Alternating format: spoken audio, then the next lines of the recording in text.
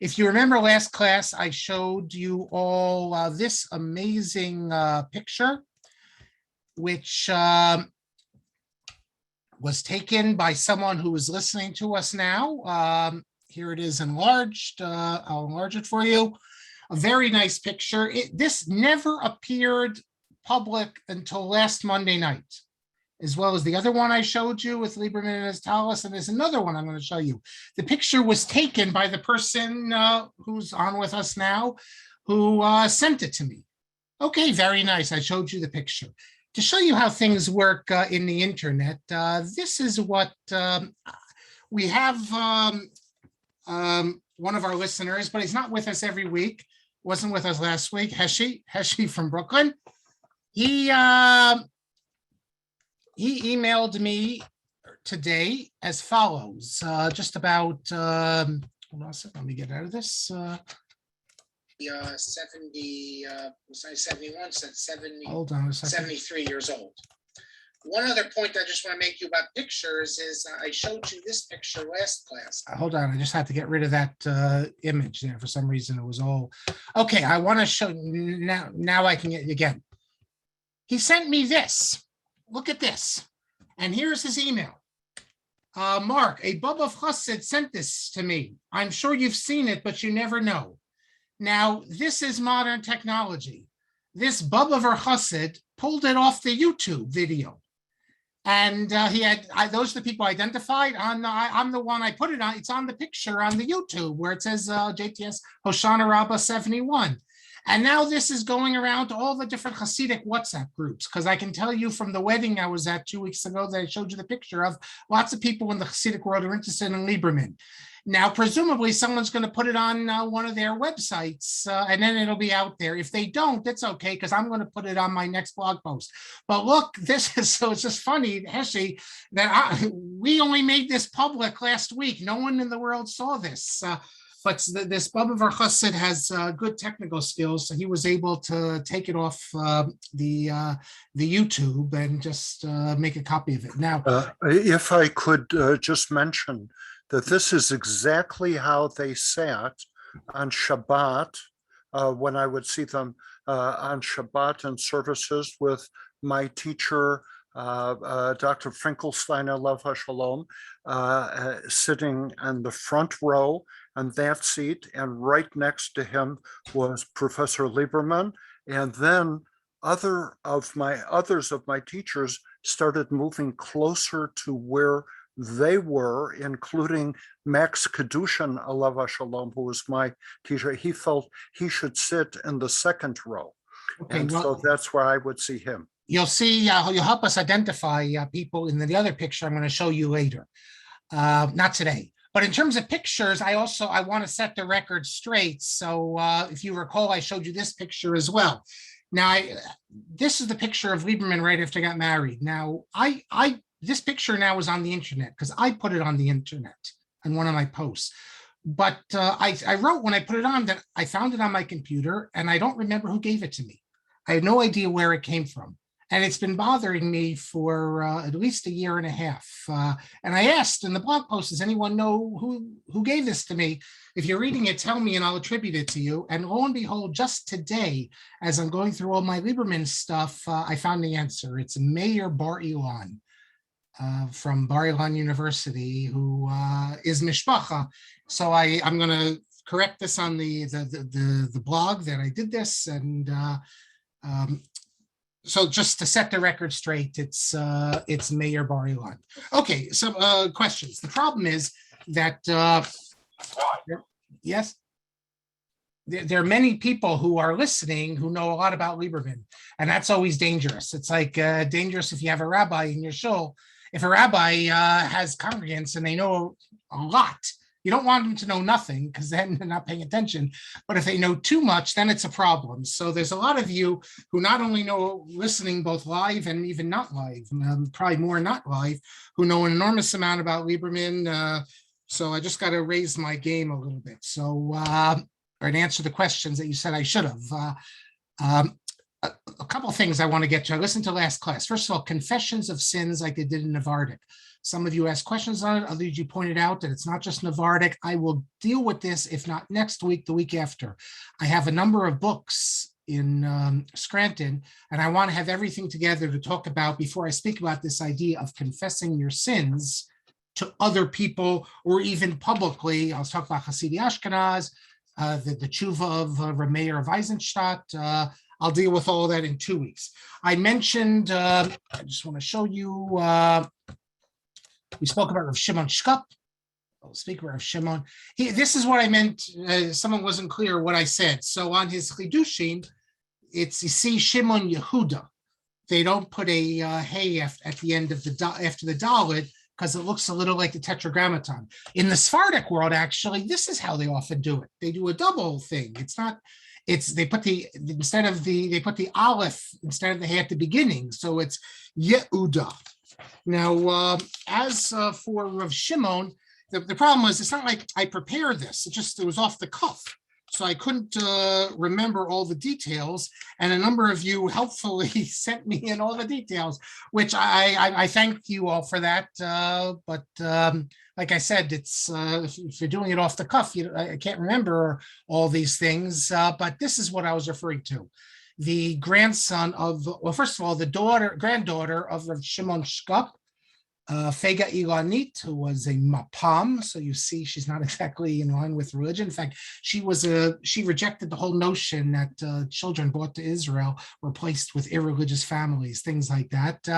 But her son, who was killed, I thought it was 48. I couldn't remember. It was actually in 55. He was captured in an operation.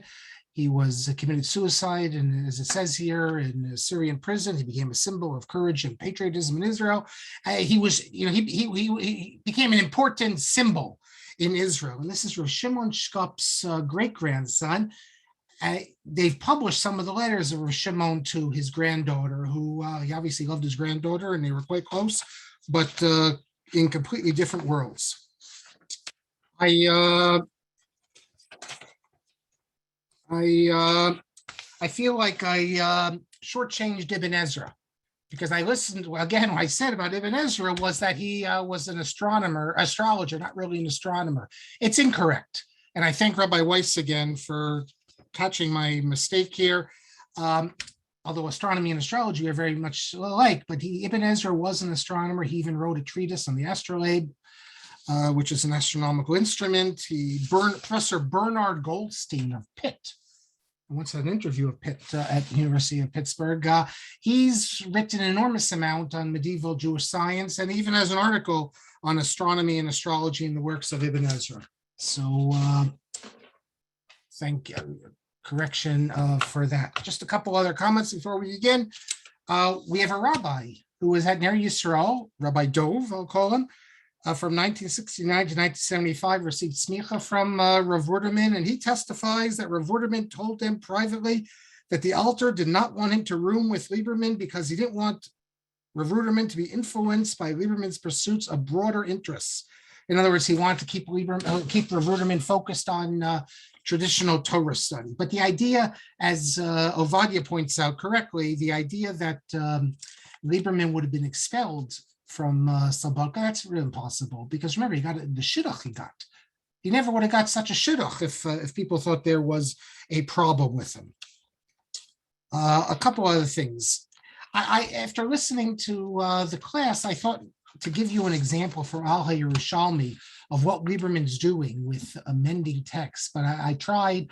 It's too complicated to explain it, I think, for a broad audience. But those who are interested, I'll just recommend to go to Al Yerushalmi, page 80, note 118, and you'll see what Lieberman does and how he explains various Talmudic passages in Yerushalmi by amending the text. And so I say that. Let's see. A couple other things. Joseph reminds me of Rabbi Nissan Waxman. Nissan Waxman, the father of Professor Chaim Waxman, the grandfather. There's Ram, I think he's at Shalvim, Rabbi Ira Waxman, has an essay on Talpiot. It's also reprinted in a volume of his Shvilei Nissan. And if you look on page 188, he speaks about the Meitcheter and Lieberman, and the time Lieberman was there Lieberman was studying through a correspondence course, medicine, and then on page 191 and 192 about how they all played chess. So thank you all for that. And two more things. I said something which wasn't correct, or at least I didn't say it actually about the Yerushalmi. I implied, or I might have even said that Lieberman, when he went to Epstein, he probably had knowledge of Yerushalmi, but he didn't have any method and he didn't know. So when he got the modern approach, he inserted it into his study. And a lot of people assume that, but Ovadia points out correctly that, I mean, at least Lieberman claimed, this is from, there was a special issue of Hador, and Tovia Preschel has an article in it, and he claims that when Lieberman was asked to do a translation of the Yerushalmi into Hebrew, he said that he never studied it, so how could he do this? And then he devoted a year and a half to studying it. So maybe this is Lieberman just being modest. I mean, it's hard to imagine that Lieberman had never actually opened the Yerushalmi. But as well, I have to say that it's not just that. His brother, this is mentioned in the Spiro book, page 284. They translate an article by Dimitrovsky, and he quotes the brother. Saul Lieberman had a brother named Meir, who I don't know if he was Eida Charedit, but he was very close to the Brisker Rav. You know, it was very frum, to use that term. And Meir says that he only began learning Yerushalmi when he came to Eretz Yisrael. So if that's the case, again, I find it a little hard to believe, maybe learning it intensively, but to say he never opened it up. But if that's true, that he didn't really start learning, and even if he only learned it on a surface level, what he was able to accomplish within a year or so, a year and a half, to then be able to be an expert in it, to write Al Yerushalmi is incredible. Later on today, I'll tell you something else about the Yerushalmi. And finally, two more things. Rav Nachum Shamaria tells me he doesn't know anything about Lieberman and the Lubavitcher Rebbe.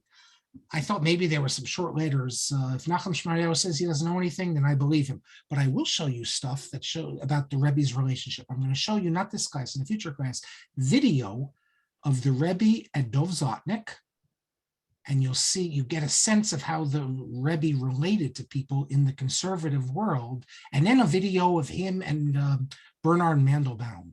And that's even more interesting because the Rebbe says something that is really going to be enlightening and shows us the Rebbe's path versus the so-called Orthodox path. And I'll also tell you then about my confrontation at the wedding with Dov Zlotnik. Wait to hear the story. I think you'll all be on my side, but as a Talmud Muvak, as a great student of Lieberman, will understand what Zlotnik was also exercised as well. And finally, just to reply to Howard,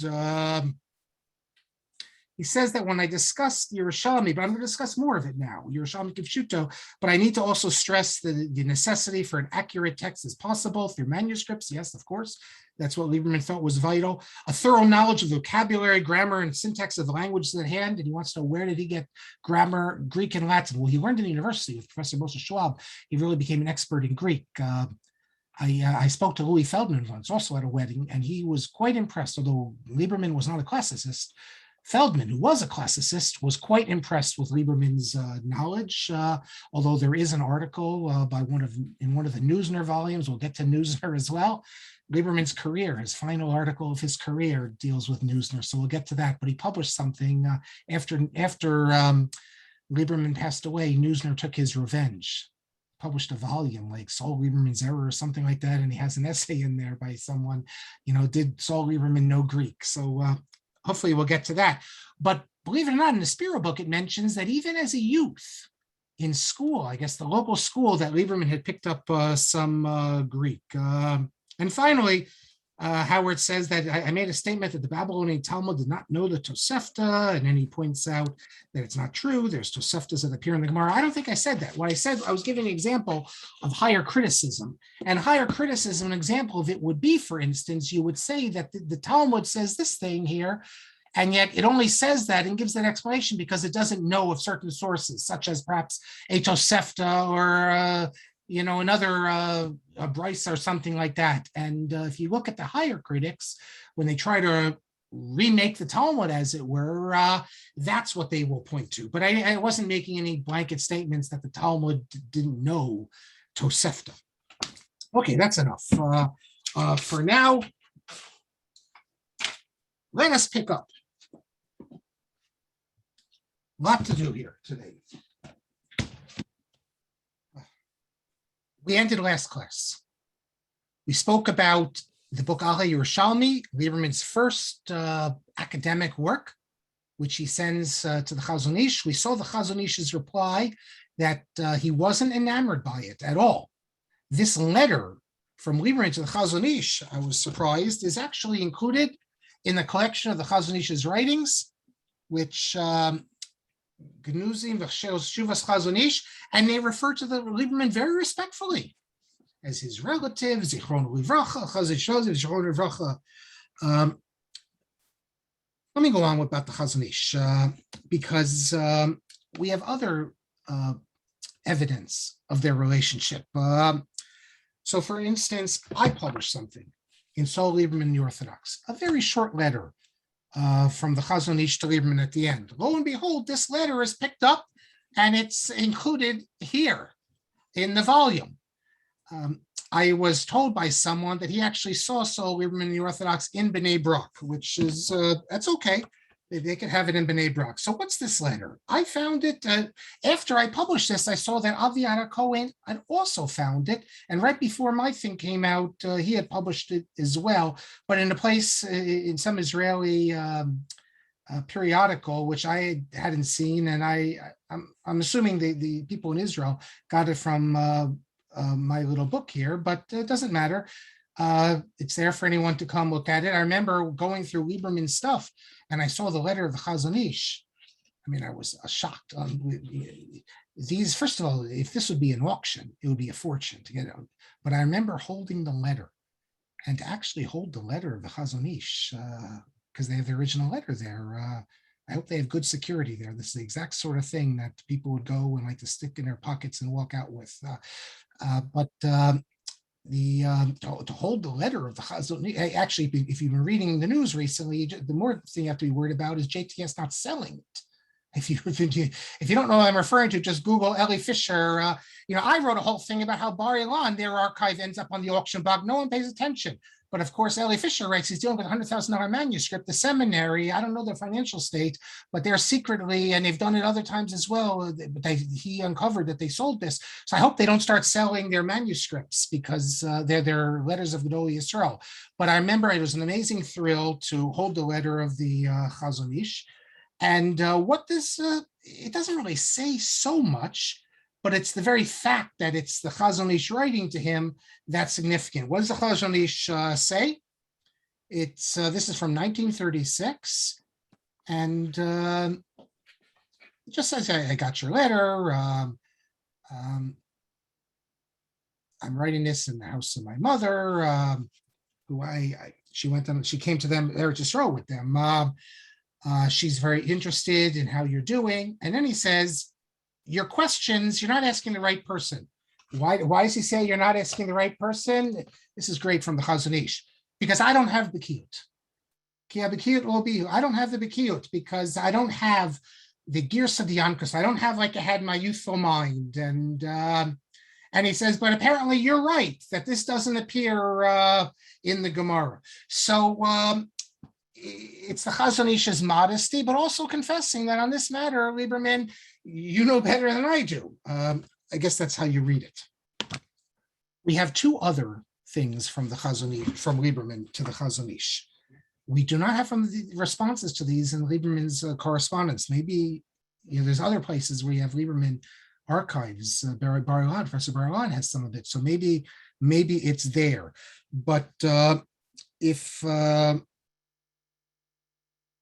actually, no, what we do have, we do have the ones I'm going to show you now are letters of the Hazon Ish.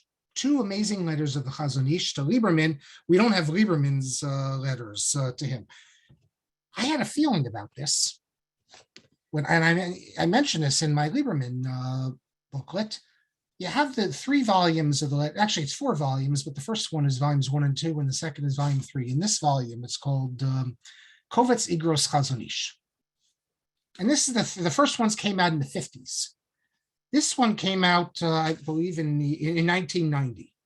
It's just letters to the Hazon Ish.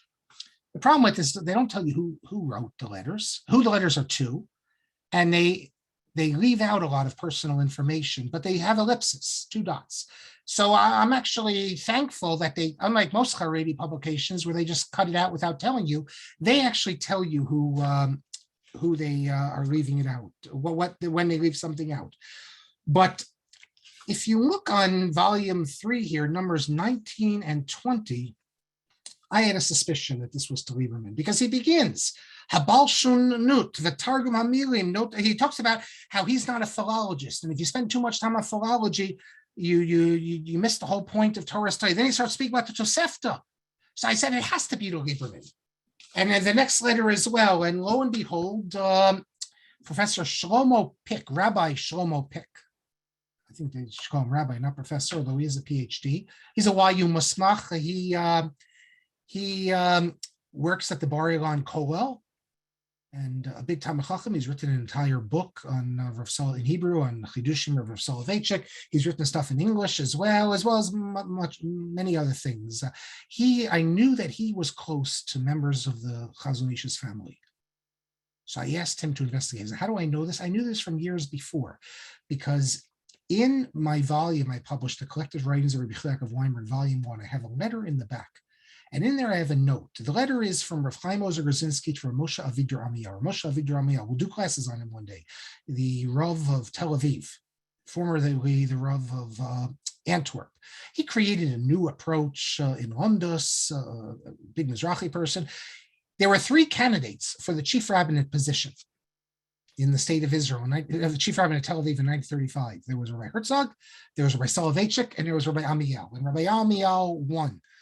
There is a letter in the letters of the Hazon Ish from Rav Chaim Ozer Grzinski to the Hazon Ish, but they remove all the personal names, in which he speaks about who should be chief rabbi of Tel Aviv. He writes this to the Hazon Ish, and so Rabbi Soloveitchik told his students that the Rav Chaim Ozer was speaking about him.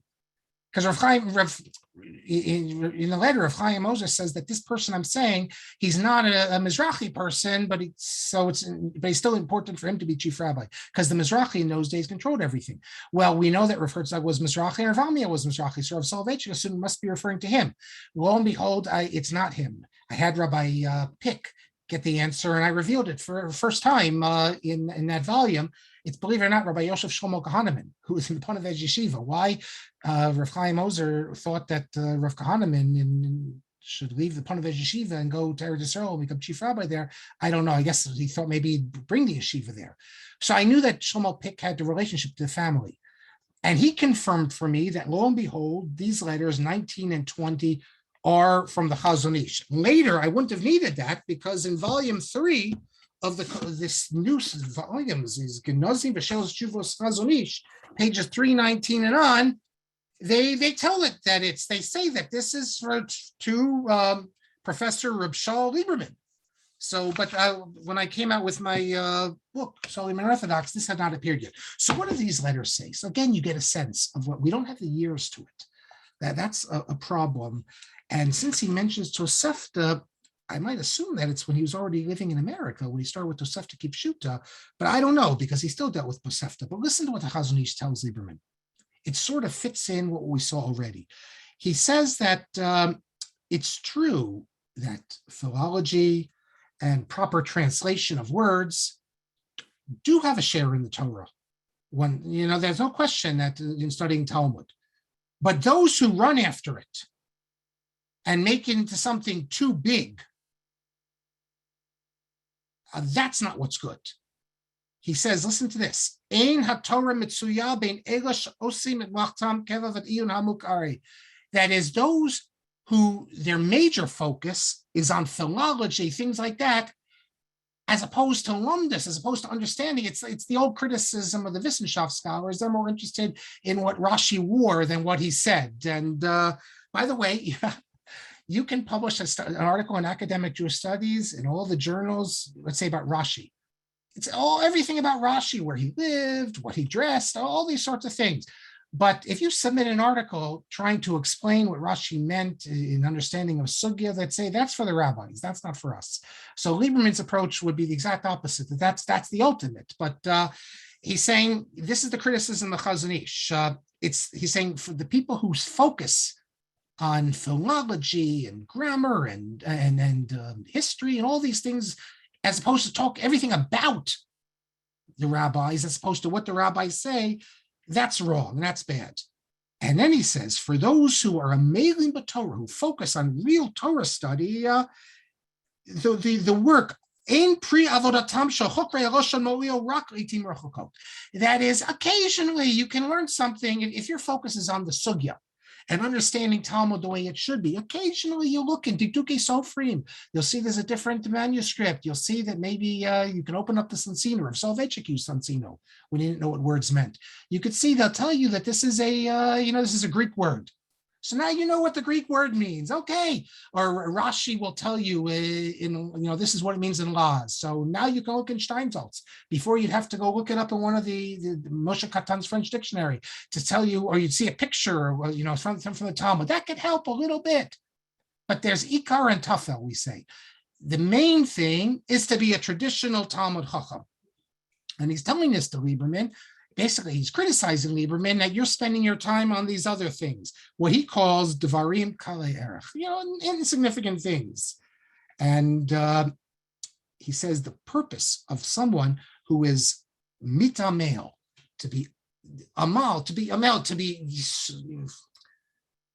get into a sugya.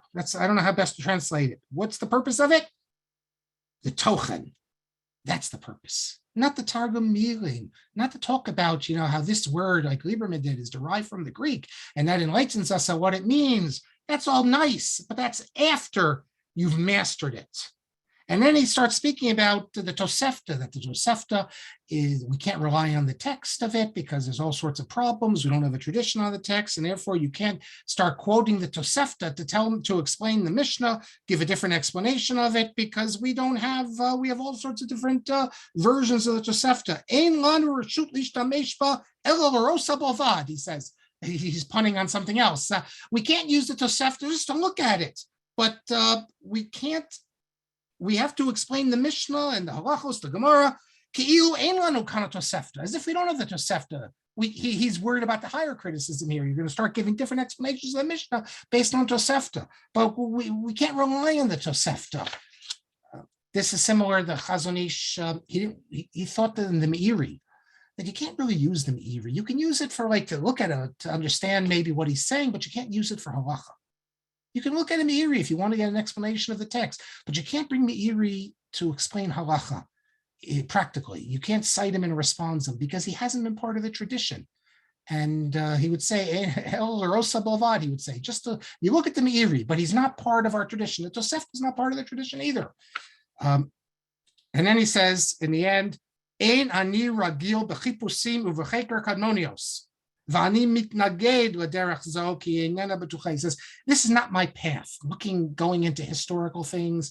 And so when I read this, I'm thinking, who did the Hazon Ish correspond with who did this? As far as I know, no one other than Lieberman. And therefore, I had a sense it had to be Lieberman, and lo and behold, it was Lieberman. And then he continues the next letters, similar sorts of things that, so you see Lieberman, he's departing from his cousin's path. There was never a break, as far as I know. The Hazon Ish was giving him Musar. That's okay. The Hazon Ish could give Musar, like Dov Zotnik will give me Musar. But I'm going to be giving, I wrote about Tzvi Yehuda, that other student of the Hazon Ish. They were, lo and behold, they're doing a whole program in Israel in October about these letters of the Hazon Ish to Tzvi Yehuda. If you don't know what I'm referring to, just Google it, because this is a student of the Hazon Ish who also went to a different path and even the more academic approach. The Hazon Ish, he had difficulties with some of his students. Of course, we already spoke about Chaim Grada. By the way, Chaim Grada, I forgot to mention this. Lieberman knew nothing about Chaim Grada. Lieberman told the whole story. He became a big fan of his as to how he learned about Chaim Grada. It was his brother Meir the Frumi off in Eretz Yisrael, he told Lieberman, you have to read this Chaim Grada. And Lieberman, Lieberman's going to read novels. He's like, well, why should I read? So Meir said to him, read it. And Lieberman read it, and he became so attached. He writes about how, because Chaim Grada, it was serialized in one of the Yiddish papers every month, or I think it was every month, every week, I forget now. And Lieberman writes how he would wait for every week for, the serial, the novel, to the continuation of it. So that's enough for the Hazon Ish for now. We spoke about Ali Yerushalmi. Lieberman begins with this. And he remained attached to the Yerushalmi the rest of his life. He loved the Yerushalmi. Although we'll see that he moves to Tosefta, he still had this attachment to the Yerushalmi. It's not because of Rav Kook. There have been people who have said, well, Rav Kook was into it's nothing to do with Rav Kook. Rav Kook was very into the Yerushalmi. Rav Kook has a whole metaphysical approach to the Yerushalmi, that the Yerushalmi, when we return to Eretz Yisrael, we have to now study Yerushalmi, and he thinks that the Yerushalmi has certain characteristics that make it like on a higher level. It's Eretz Yisrael, Torah. You don't have any of that in Lieberman. Why he loved the Yerushalmi, maybe because it wasn't studied so much. I would think just because it's a challenge. We have a whole tradition of how to read the Bavli. We have Rashi and all the commentators. The Yerushalmi, we don't have it. So it's like a Meis Mitzvah. It's like it's a halachic work. It's important work, a Talmudic work that people haven't focused on. So it's almost like it's not just a challenge, but it's a religious obligation to try to make it understandable. He says as follows. After his wife passed away, this gives you a sense of how attached he was to the Yerushalmi. You can find this in Spiro on page 137. I should say Spiro on Shochet. After his wife died, after Judith Lieberman died, we spoke last class. I told you about what he endowed in Marc Shapiro. He also endowed. You can see this in Spiro as well, page 13, a Judith Lieberman Prize for Torah studies, and lo and behold, it was given to Nechab and Leibowitz in 1981, and the correspondence between Leibowitz and Lieberman was published because Lieberman said this about Nechama. There is not in our generation even a single individual, whether male or female, whose contribution to Jewish education equals yours. So Lieberman was very happy that in memory of his wife, it was given to Nechama Leibowitz. But on page 137, he says as follows, in speaking about the death of his wife. The Palestinian Talmud owes me nothing, but I owe all my life to it.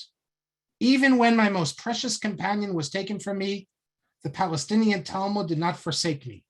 It comforted and sustained me, and it will not, I hope, abandon me in my old age. This comes from, he wrote an essay, a text where he said, Talmud written by the people in their own land. They used to call the Talmud Yerushalmi, not only Jerusalem Talmud, they would call it the Palestinian Talmud. For example, if you look also in Ginsburg wrote, 4 volumes on Yerushalmi Brachos. If you look on the English title page, it's the Palestinian Talmud. Now they call it often the Talmud of Eretz Yisrael. So we see this connection to the Yerushalmi, and Lieberman published throughout the 30s. He published in Tarbitz. In those days, you had 2 important periodicals of Jewish studies: Sion, which is historical, and Tarbitz, which is for rabbinic studies, philosophy, also history.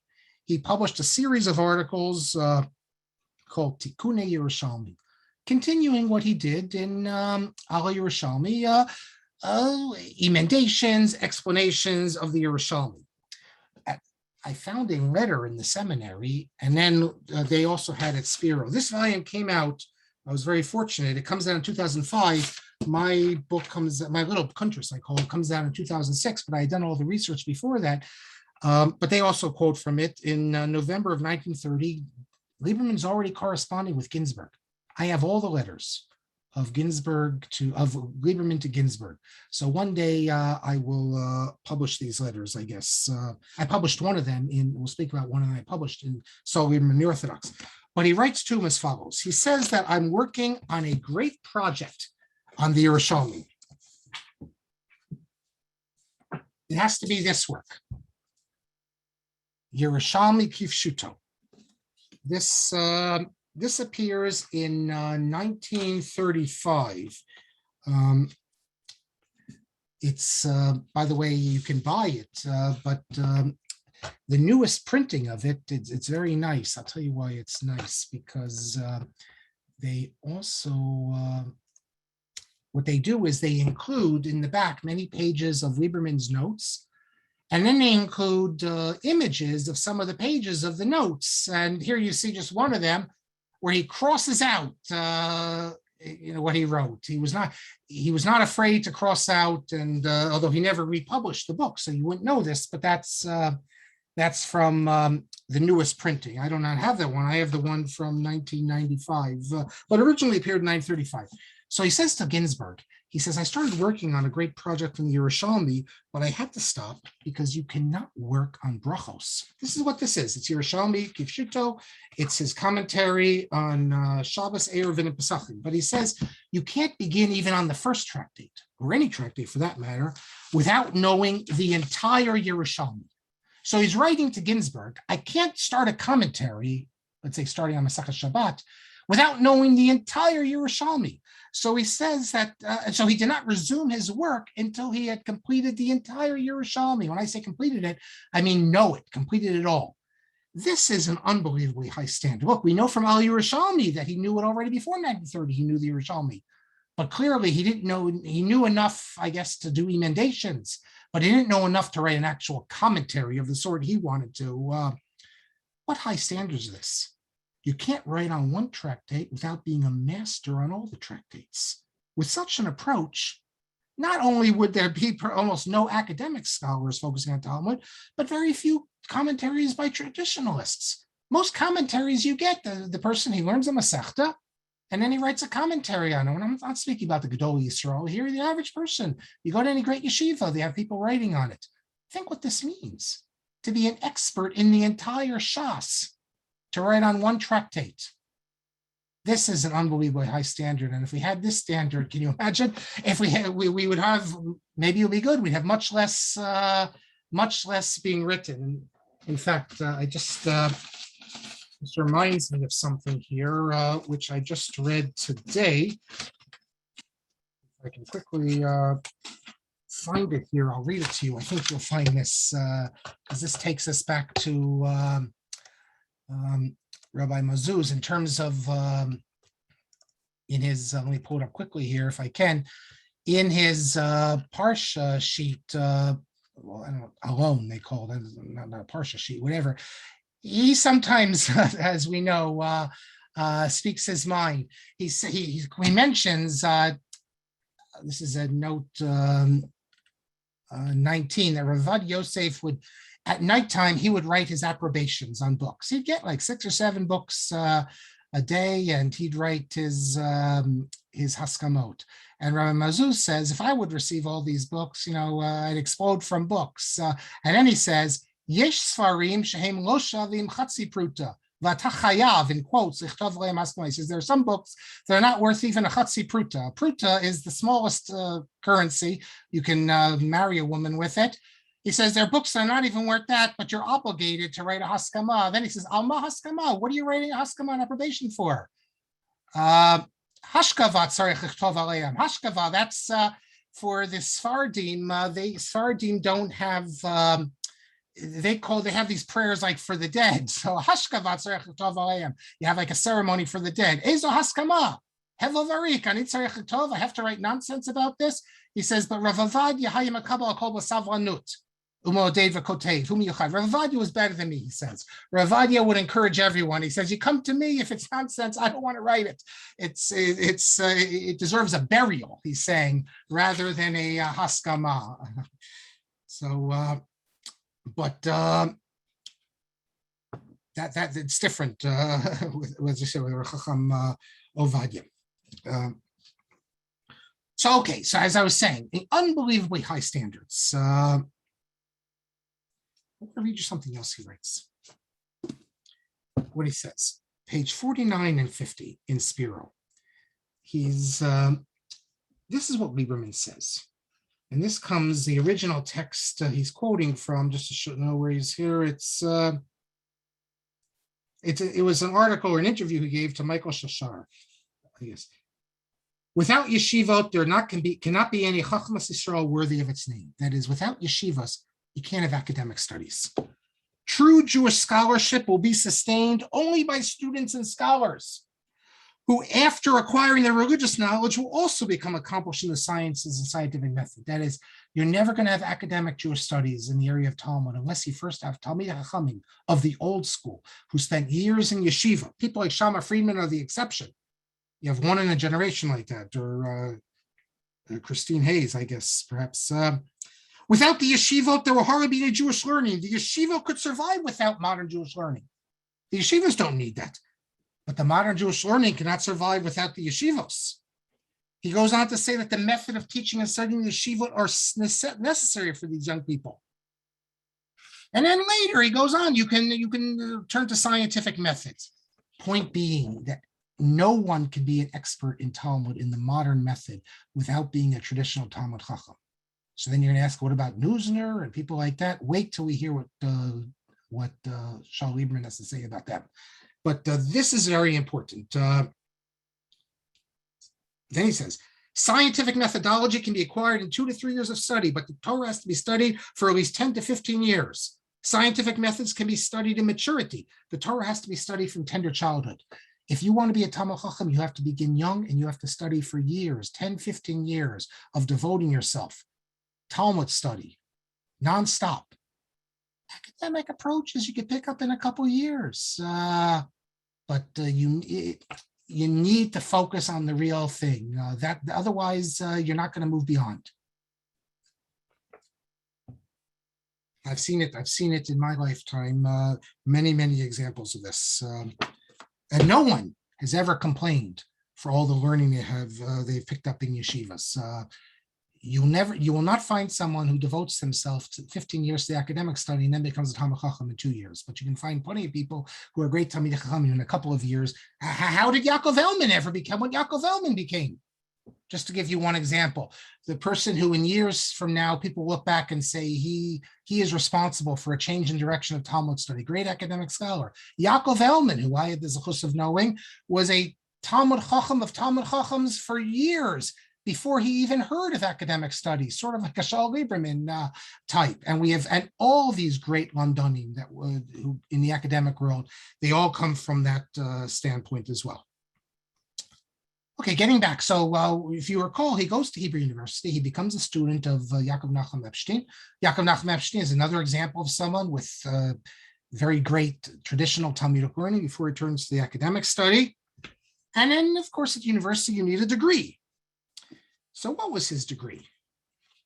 If you look at in Spiro on page 8, he will tell you that he graduates from the Hebrew University with a rating of excellent, acquiring a master's with a specialization in Talmudic studies and a subspecialty in Palestinology, Greco-Roman languages and culture, and ancient history. So he has a master's. Did he write a master's dissertation? Usually you're supposed to write a dissertation. Well, if you look in Spiro on page 92, they quote Halivni that he wrote a master's dissertation in Talmudic geography. I don't know if that's true, and I don't know if it survives, if it is true. No one has ever quoted a master's dissertation from him. Presumably he had to write it, but you never know. In those days, a new university, maybe just based on his knowledge or based on things he had already published.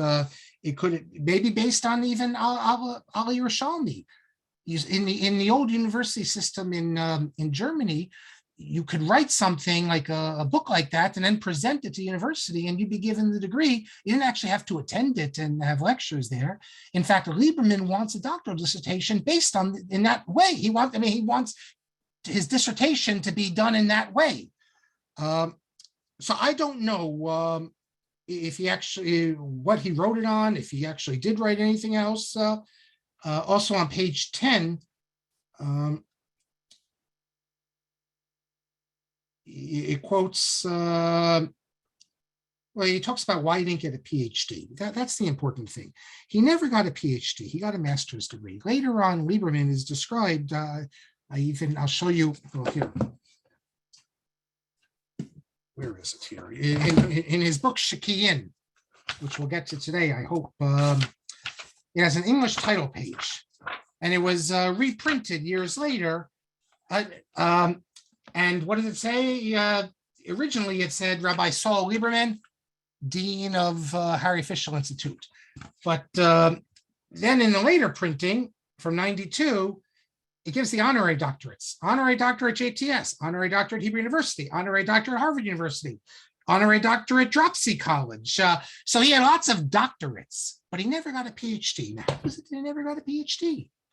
And that's going to hurt him because he was never able to get a full-time job at the Hebrew University because he needed a doctoral dissertation, and he did not have a doctoral dissertation. Spiro and Shochet take this up on page 10. It's an old story. Apparently, the story is that Lieberman wanted Tosefta Rishonim. He wrote a volume, I'll get to it a little bit, 4 volumes on the Tosefta. Maybe that was actually what the Hazon Ish was replying to, the Tosefta Rishonim. And I think a commentary on Tosefta. He wanted this to be counted as a dissertation. But Epstein said no. He says it's not an analytical type of work. For a doctoral dissertation, you need an analytical type of work. I can tell you that today, in a Western university, it could be the greatest work, Tosefta Rishonim, Tosefta Kipshuta, any of these things. They wouldn't be accepted as a doctoral dissertation because it's at least not without a lengthy introduction explaining what new contribution to knowledge, for good or for bad.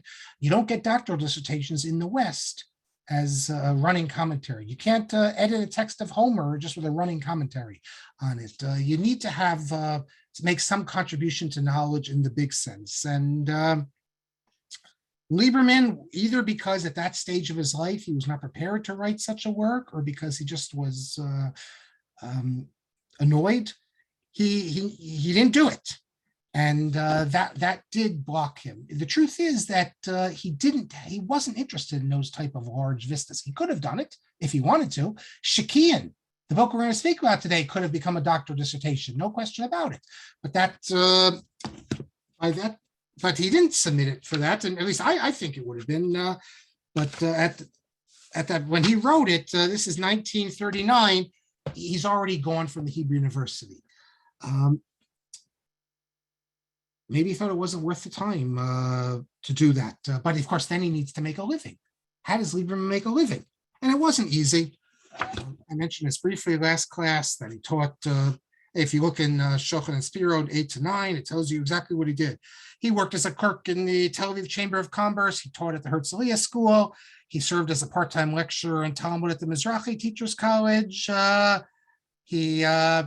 He worked as secretary at the Yeshiva Shara Shamayim under Rav Chaim Leib Auerbach, Rosh Zalman Auerbach's father, who was head of the yeshiva, the Kabbalist yeshiva, and he taught. He taught at the Hebrew University. He taught a class. The problem was the class was very small, and the university in 1937 it had to stop it. In 1937, only had 2 students. So they couldn't put it on, and they couldn't hire him as a permanent teacher because he didn't have a doctorate. So what is he supposed to do? Well, we'll speak. I see it's not going to be today. It'll be next class. We're going to speak about Harry Fischel and what the Harry Fischel is. So we'll get to that. But before we go on, we have another 5 more minutes or so. Let me tell you a little bit more. In 1931, getting back to the Yerushalmi, he publishes a lengthy essay in Tarbitz, 109 pages. I don't know why this couldn't have been the beginning of a doctoral dissertation. Perhaps because it disagrees with Epstein. Maybe that's the problem. But it's called the Talmud of Caesarea, and which he argues that the three Bavot, Bava Kama, Bava Metzia, Bava Basra, were edited in Caesarea in the mid 4th century, some 50 years or so before the other Yerushalmi tractates. But Epstein disagrees with that. In 1935, again with the Yerushalmi, he published the work I just showed you, Yerushalmi Kifshuto, Yerushalmi explaining it in accordance with the Pshat. The edition I showed you, which has the notes of Lieberman, you can see this on Otzer Chachma. In 1937, he publishes the first volume, and then it comes to 4 volumes of another very important work, Commentary on the Tosefta, Tosefta Rishonim. This was another work, a Tannaitic work, which people basically don't pay any attention to. Commentaries are not much in the way of commentaries. And this is Tannaitic work. It's vital to understanding Talmudic, the Talmud, both Bavli and Yerushalmi, is the Tosefta. So he writes a commentary. It's really it's not like it's Tosefta Kipshuta. It's more a collection It's a commentary with a collection, all the Rishonim that cite the Tosefta, putting it all together. It first appears, they did a big memorial volume for Rav Kook, 5 volumes. And in one of the volumes, it has over 200 pages. The entire volume, the volume 1, appears. And then it was printed separately. If you look in the Haktasha, who it's dedicated to, Lieberman dedicates it to Admor. That's how he refers to Rav Kook. We'll talk about the relationship between him and Rav Kook next class. Unbelievable respect he had for Rav Kook.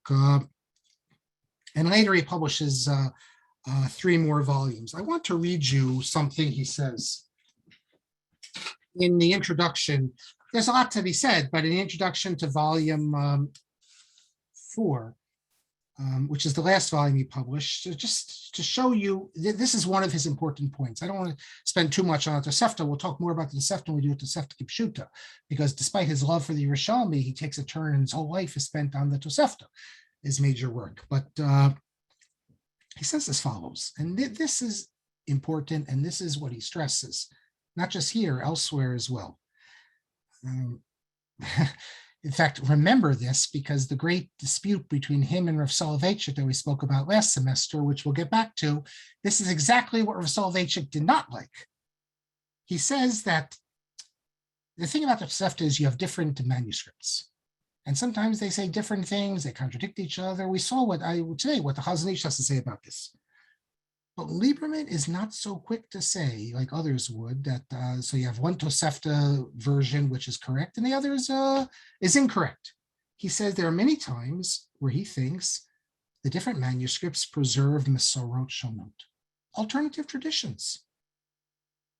He says that in one manuscript we could have the tradition of Eretz Yisrael, in another we could have a different, because it could be Bavel. And then he says, don't look at differences of texts, alternate texts, as that one is an error and one's not, that you have a shibush and a tikkun or anything like that. Often what we have here are preserved different traditions that go way back. And then this is on page 13. And then on page 15, it says as follows, Sof Davar, summing it up. This is what his introduction is focusing on. He says, from this we learn that we have to to take very seriously all the different versions we see in the manuscripts and in the medieval authorities. Don't make a decision that only one version is correct. It's possible that both versions are correct. Now, how could both versions be correct? If one version says, cites the name of Rabbi Akiva, and the other one cites the name of Tarfon, why? What does he say? He says, everyone is correct in accord with the tradition that it comes from. V'chol achati amitit, emet shel text. Each one is correct. That is, they preserve the text. It's not like that the manuscript we have here, which says Rabbi Tarfon, Rabbi Akiva, that one of the manuscripts is wrong. It's a misprint, a copyist error. No, we have to assume that these are authentic traditions. He says, Afal pisha emet hamochatate story tirak achat. Yes. Only Rabbi Akiva said it, or only Rabbi Tarfon said it. They both wouldn't have said it. Or sometimes Rabbi Akiva says one way and Rabbi Tarfon says the other, and then in other versions, the names are reversed. He goes, true. There's only one, in an ultimate sense, there's only one true text. However, by the time we get to the manuscripts that we have, there are 2 traditions. And it's not like we're not dealing with a copyist error. We're dealing with an entire tradition that, let's say in Bavel or Eretz Yisrael or among these schools, this is the tradition they have as to how the text should be read, who said it, what it means. So yes, if you go all way back, you could say that one is the authentic. But as Lieberman, he's a commentator. He's not interested in getting to the quote authentic, if there is such a thing going way back. He wants to explain each tradition in accordance, because he sees this as valid traditions that have been passed on. We'll get more into that a little later. What we'll do next class is I'll introduce you to his work Sheki'in, which is maybe my favorite, for the simple reason that he wants to show also, I just mentioned that people like to say that if you have different versions or alternate text, that one is mistaken, a copyist error. And Lieberman says, no, they're all right, just preserving, could all be right, just preserving different texts. We have the same phenomenon with midrashim. And crazy midrashim that are recorded by Karaites, that are recorded by Christians, that are recorded by Yemenite texts, and everyone assumes, well, these are midrashim made, these are vulgar midrashim made up by ignorant preachers. Or in the case of Pugeo Fidei, of Raymond Martini, and other, and Pablo Cristiani, these are falsehoods, ziyufim, forgeries invented by apostates or Christians to attack the Jews, to come up with phony midrashim, like that the day the temple was destroyed, the Messiah was born, things like that. Well, all sorts of, and midrashim cited in Karaite text to make fun of the Jews. What Lieberman's going to say is no. Don't think because you live in this little rational world that this is what Judaism must be. Judaism is much broader. And all these so-called midrashim, or most of them, who says they're not authentic? He will say that some are not authentic, but no, these are authentic. And this is going to cause us to reevaluate perhaps what we see as in the tradition. It was easy for Yitzhak Ber to simply say, well, Raymond Martini was just making these things up. But as Lieberman will show us, of course he wasn't making him up, because the people who responded to him never said he was making it up. The Ramban, it is Vikuach, he doesn't deny these midrashim exist. He says famously, I don't accept these midrashim. So we're going to see that Lieberman, through this wonderful work, Shekiyin, is able to expand for us what traditional Judaism has taught over the years. And I'll give you a very good example of this as well that Lieberman does not mention. And then hopefully we'll move into he gets a job. Lo and behold, Harry Fischel Institute. Who is Harry Fischel? I'm going to show you a building next class. I just found it. I'm sorry I didn't get to it today on Google. Google, I don't know what you call it, where you actually see things, not Google Satellite. I'll show you a building on the east side today. You'll be amazed when you see what Harry Fischel, what a pious Jew he was, and his building is still standing there for anyone to go see it. But that'll have to remain to next week. And actually, next week I will be doing the show from Scranton, so hopefully we won't have any problems. Last time I had to send Rabbi Kelman all the good things to post, but I think I figured it out. So let me take the questions and the comments here, and for the Bubbavers and all who want I'll have some more pictures of Lieberman. It's coming up. Baruch says both Lieberman and Finkelstein are wearing silver ataros. No, they're not both wearing. Just Finkelstein, if you remember. Hold on a second. Did he? Hold on. I thought we saw last week. Now I'm all confused here. Hold on. Oh, yeah, they are. Yes, they both are. Yeah, we spoke about this last week. I had forgot that Lieberman was. What I said was that if you recalled Finkelstein as a good Litvak, he's wearing his tefillin on Chol Hamoed. And I asked, well, Lieberman, why isn't he wearing? He's also a good Litvak. And I said either because his time in Eretz Yisrael, in Israel, you don't wear tefillin, or maybe because the Vilna Gaon was opposed to wearing tefillin, and Lieberman's connection to the Vilna Gaon. It was a very special connection, so it could be he felt he has to go like the Gra. So that's what it is.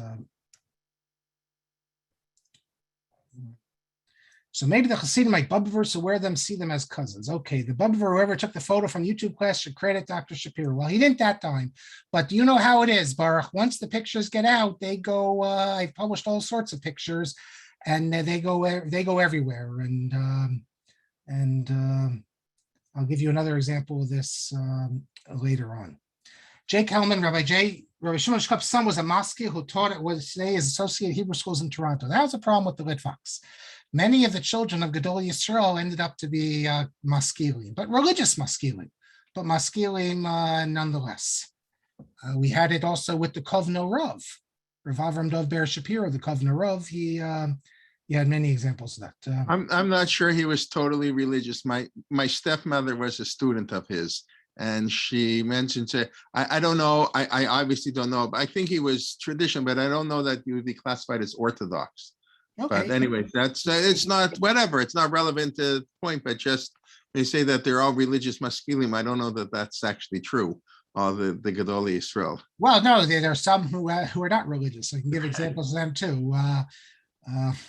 Okay. Plenty of them, but I mean, many of them, their sons became more open-minded.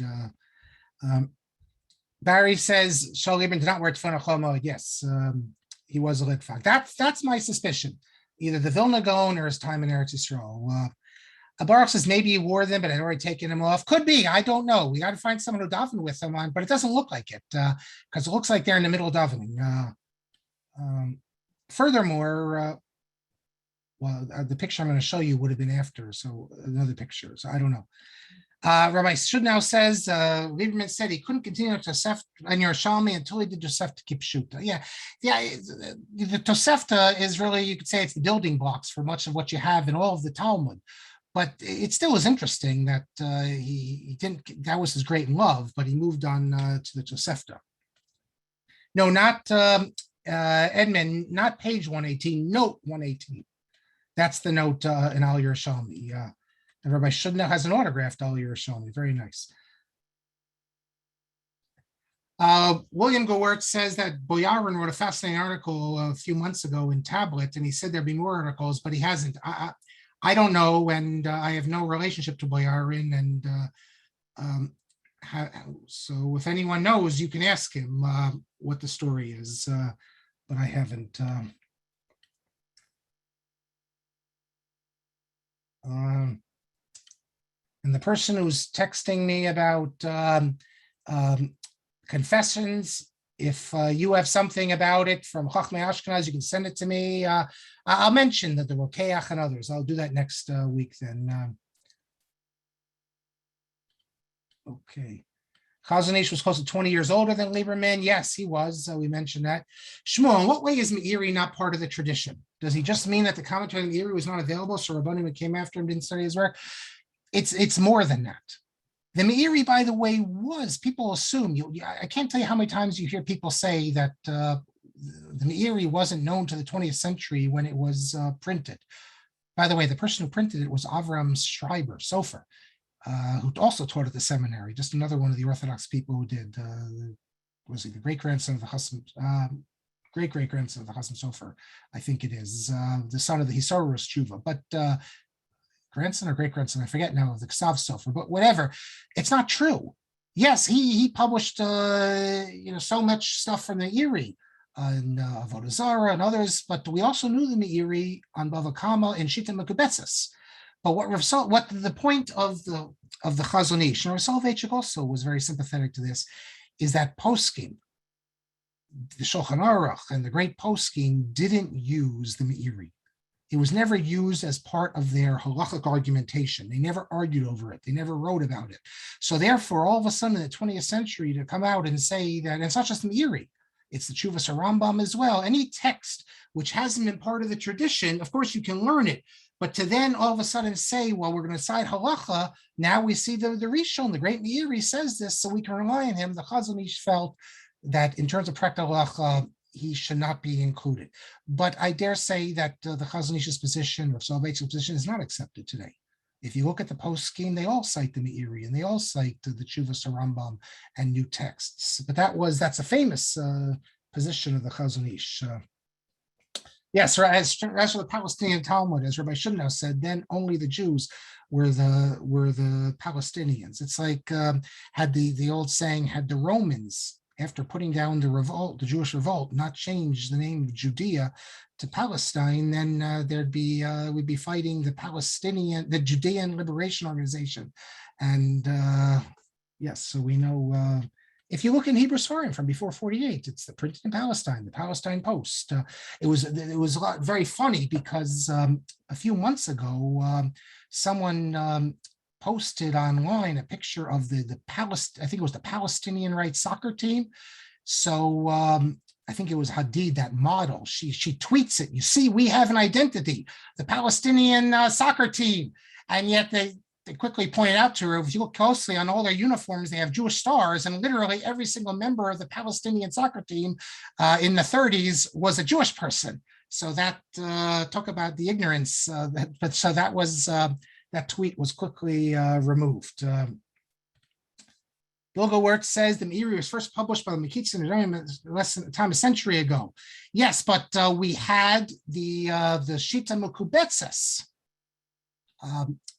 It has the famous view of the Meiri that these laws, anti-Gentile laws, don't apply to contemporary Gentiles. That is mentioned already in the Shita Mekubetzes. The Chasam Sofer even deals with this. Then Rabbi Sofer, Avram Sofer, who was living in Italy, he also was rabbi in Greece, in Corfu. If you come on our Greece trip, God willing, one day we'll go to it. We'll see there's still something in the synagogue in Corfu. His manuscript, his handwritten stuff is still hanging in the synagogue. So here's a Hungarian rabbi, he ends up in Italy. Must have been a culture shock there.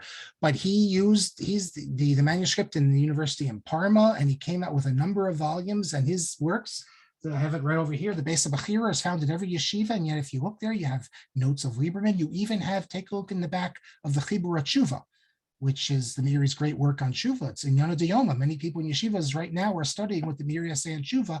In the back of it there, you have the notes of none other than Hagon Levi Ginsburg. Michael Frankel, my suggestion, elite Jewish studies academics invariably spent lengthy stays at traditional yeshiva. I wonder what I think of Boyarin. There are exceptions. There's always exceptions. Boyarin never. As far as I know, he never was in any yeshiva, Boyarin. But Shama Friedman. I mean, Boyarin doesn't really do traditional Torah, Talmudic study. I'm not saying he couldn't. And his first book he wrote was on Kampanton. Shows that he can, but he's doing all this other stuff. But you look at someone like Shama Friedman, never spent time in a yeshiva. So you do have exceptions. There's no question about it. But for that matter, the Rav Soloveitchik never spent time in a yeshiva. Rav Herzog never spent time in a yeshiva. So what Lieberman was saying is that traditional study. You take someone like a Shama Friedman, he studied Talmud in a traditional fashion of learning sugyas for all those years. So that's what it is. Not so much being in yeshiva, but studying. I have to assume that Boyarin for years just sat and went daf after daf in the Talmud. Because he doesn't come from, he comes from a conservative background, I think, right? Just like a Schechter type of background. You say here he came from Jewish chicken farm region, etc. Yeah. So you say, I don't think he put much quality time in yeshiva. I don't think he was ever in a yeshiva. I know for a fact Shama Friedman wasn't, but who has to be in yeshiva? If you're at the seminary for 5-6 years and you're studying Talmud every single day for hours and hours and hours, that's being at yeshiva also. Like I said, Rav Soloveitchik was never in yeshiva, and he knew how to learn. Back in his undergraduate days, he did come from a conservative environment, and nothing in his behavior or obvious interests at that particular time. I think I recall he had a motorcycle and one. Gave any hint that he might. Okay, but I don't know if Boyarin's such a good example, because I don't know if Boyarin can write commentaries, let's say, on Talmudic tractates, even though he's an Eloy. But I like to give the example of Shama Friedman, because Shama Friedman his only education is out of the seminary, and he's a Gon Shabagonin, Shama Friedman. But you don't need to be in yeshiva. That's not what Lieberman said. You need to study Talmud. When I say study Talmud, page after page after page, every single day, hours and hours. You need to be infected with a love where you just have to study the Talmud. And you're not going to get that unless you devote yourself. People will see right through you very quickly. And finally, the last question, how did he handle the criticism he got for his views? Did it bother him? Well, I have an entire little booklet called Saul Lieberman and the Orthodox. We will spend a few classes on precisely this point, how the Orthodox responded to him, what his attitude was. Remember, he was part of the Orthodox world, and posthumously how things affected him. It's fascinating that in this book, this comes out of B'nai Brak, the most Haredi you can get. Lieberman is treated with great respect, perhaps because his cousin, the Hazon Ish, treated him with respect. I don't know. So it could be that the machlokas and the disputes during his lifetime, as time goes on, he'll become more accepted even into the Haredi world. Don't say I'm crazy to say that. Rabbi Soloveitchik, during his lifetime, you would never find people learning his sefer from his, or he didn't really write Sfarim in his lifetime so much, but you never would find people studying his writings in the Haredi world. Today we are 30 years after his passing, and throughout the yeshiva world, you find people studying the writings of Rav Soloveitchik, the Chidushim on Shas. And once you start studying the Chidushim on Shas, then you move into, and other areas, then you move into his other writings. So there's definitely has been a change. Finally, last thing, Lieberman made sure the daily minyan was quick. That's an old, to get back to Gemara, that's an old tradition. We spoke about it in the yeshivas in Europe as well. Mel says that Mark Steiner had chavrus with Boyar when he was at JTS. Okay. Very nice. Thank you all. Like I said, we'll pick up next week. Rabbi Kalman. Thank you very much. Yes, we'll pick up next week. And tomorrow morning, we'll pick up Rav Aaron Adler on Rabbi Soloveitchik on Rosh Hashanah. So it's sort of a different angle. And then Wednesday, we have Benny Gesundheit on musings on the Machzors in the morning, Machzor Zichronot and Shofarot. And we have part Haftorah of the week. We have our regular schedule. I'm actually going to put, I don't think I've ever put this here yet, but on our, I didn't put it to everybody. On our new website, you can go to the event calendar page and list off everything coming up. I mean, I think people know you get our emails, but I just want to, if you want to take a look here, there it is. If you go there, it sort of has a new calendar. Maybe it can use some improvement, but if you want to take a look, that has all our upcoming programs. But tomorrow morning, 11 a.m., that's our next year. Then Wednesday, of course, 11. And we look forward to learning with you. And Mark, we look forward to seeing you next week. And we're going to miss a number of Monday nights, of course, coming up with Yontif and everything. But it's hard to believe Rosh Hashanah is around the corner. Right, 2 weeks tonight. But okay. Yeah, I guess we can start wishing everybody a good year. We hope to see you before then, of course. And please, like I say, invite your friends. We hope to learn with you, and everybody have a wonderful night. Thank you very much. Laila Tov, everybody. Toda rabba, Laila Tov. Bakasha. Okay, Laila Tov. It's nice to hear all the people, you know, who studied with, you know, with Saul Lieberman, and it's always nice to get the And first Shalom Friedman. yeah, who I know less about, you know, but he's been in Israel a long time, I think. No, or Yes. but he Since taught the you. 70s, He taught you in the seminary, both places, both places. both New York, and then Right. he came on Aliyah. And so we're talking about into 76, 75, 76 already in Israel. Right, and you learned with him in New York and in Israel. You're saying, Correct. okay, very nice. Zachiti. Zachiti, yeah. Okay, very good. Okay, Laila Tov.